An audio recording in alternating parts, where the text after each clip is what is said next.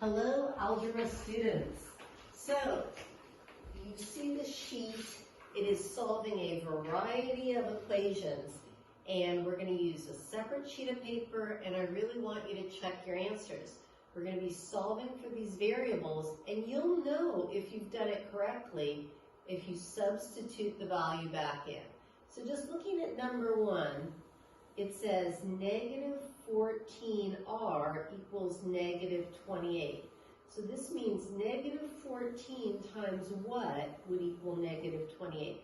So most of you know that answer, that it's going to be 2.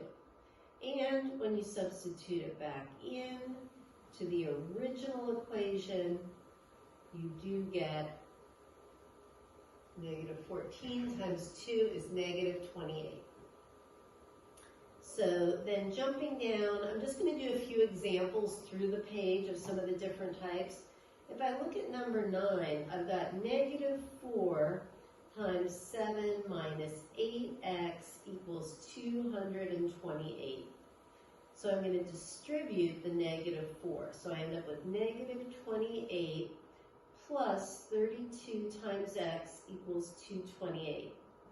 I'm going to add 28 to both sides. So now I've got 32 times x equals 256. So then I divide both sides by 32. So now, these are both even numbers. It's certainly not in the times table, but I can make it an easier problem by saying, oh, 2 goes into both of these. They're both even numbers. So then I get 128 over 16. And again, 2 goes into both of these numbers, so then I get 64 over 8. And now I do get something from the times tables, right? So 64 divided by 8 is just going to be 8. So for this one, x equals 8. And again, it's a little bit harder, but I can check the answer. If I have negative 4 times 7 minus 64, I'd have negative 4 times negative 57. So that would come out to be a positive 228. On number 13, we've got some fractions, but we've got that, right? We've been doing fraction problems. So it says 1/24 equals 1/2 x minus 5/3 plus 4/3. So when I look at this, I'm trying to get the x by itself. And the first thing I notice is, these are both like terms. And what's nice is they already have a common denominator. So I'm just going to put those two together. So now I'm still trying to get the x by itself. I'm going to add 1/3 to both sides.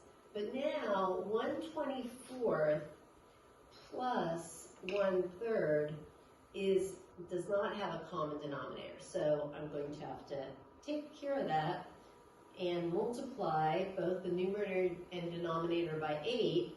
So now I've got 1/24 plus 8/24 is going to be 9/24 equals 1/2 x.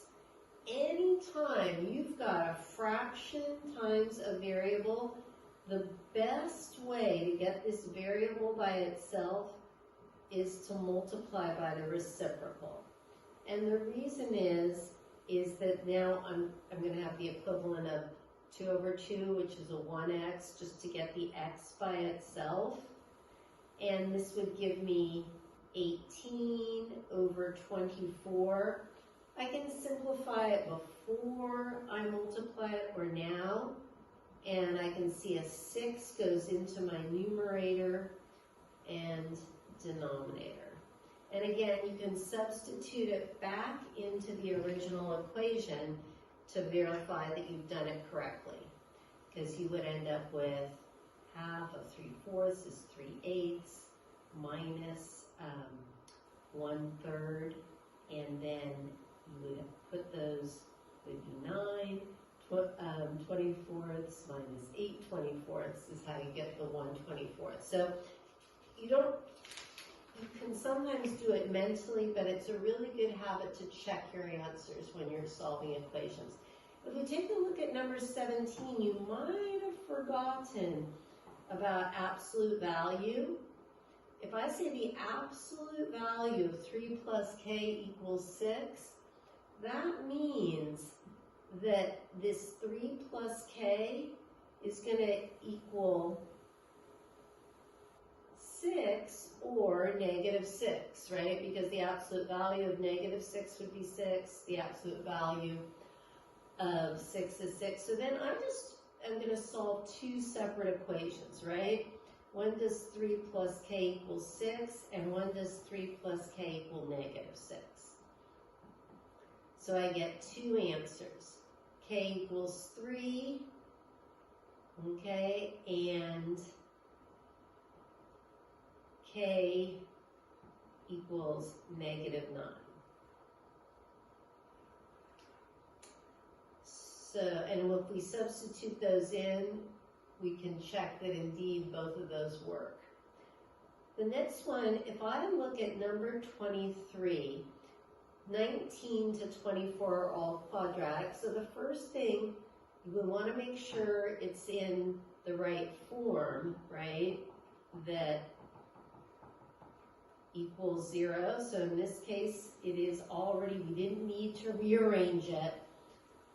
Some of the other problems, you'd have to rearrange. Like when I look at 19, I'm going to have to rearrange that one, right? I'm not going to solve it till it's 7x squared minus 15x plus 8 equals 0. So this one, there's a little bit of work to get that.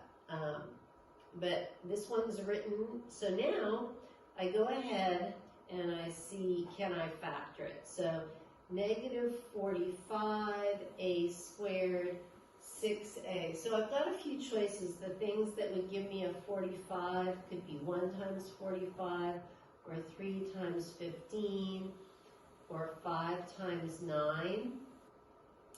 But no combinations of these would give me a 6, right? Because if I add one of these negative, I'd end up with a 4 is the difference. I'd end up with a 12, so I can't get my 6. So what that means is I'm going to use quadratic formula. And again, just a little reminder, here's my quadratic formula. And my A is 3, my B is 6, and my C is negative 15. So substituting those in, negative 6 plus or minus the square root, the 6 squared is 36. And what you have to do is multiply the 4 times 3 times the 15. Okay, so I've got negative 6 plus or minus the square root of 36 minus, so I could think of it as the 3 times 15 is 45 times 4, and so that would give me 180. Okay, so it's 36 minus negative 180, which is going to be 216. So just thinking about 216, 4 goes into that evenly. That would be 54, 6 times 9. I'm going to have a couple perfect squares that would go into that, including, so I could think of the 216 actually as 36 times 6 is probably the easiest way to think of it. So if I go negative 6 plus or minus,